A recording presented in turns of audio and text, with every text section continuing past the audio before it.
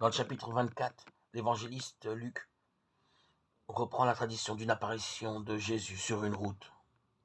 Marc 16, 12 la reprend aussi. Mais il compose ce texte pour éclairer le cheminement de tout chrétien vers la foi en Jésus-Christ.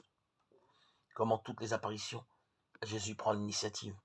Il rejoint les deux hommes là où ils en sont, dans le désespoir et l'accablement. Loin de toute foi, ils ne peuvent pas reconnaître Jésus.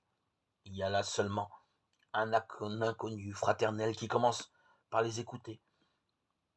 Les deux disciples parlent de l'espoir au passé. Nous espérions.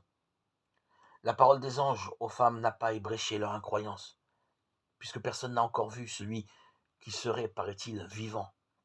Ces paroles sont du délire. C'est pourtant une autre parole qui les éveillera à la foi.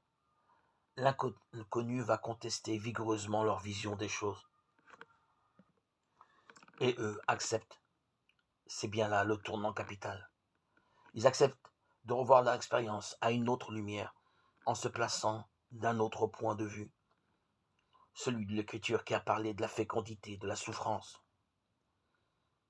Comme il est écrit, leur cœur brûle en eux.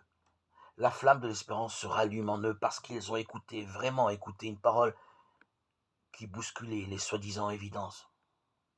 Ils offrent l'hospitalité à cet inconnu, mais c'est lui qui prend le pain, prononce la bénédiction, le rompt, et le leur donne. Allusion au repas de la Cène. Alors, et alors seulement, ils ont l'évidence fulgurante que c'est bien lui, et qu'il leur parlait de ce que lui-même avait vécu. Souffrir pour entrer dans la gloire. Luc dit aux chrétiens, le Christ vivant les rejoint dans leur vie, là où ils sont. Pour trouver le Christ, il y a 3 grands chemins. L'écoute de la parole, le service du frère, le partage du pain à la table du Seigneur.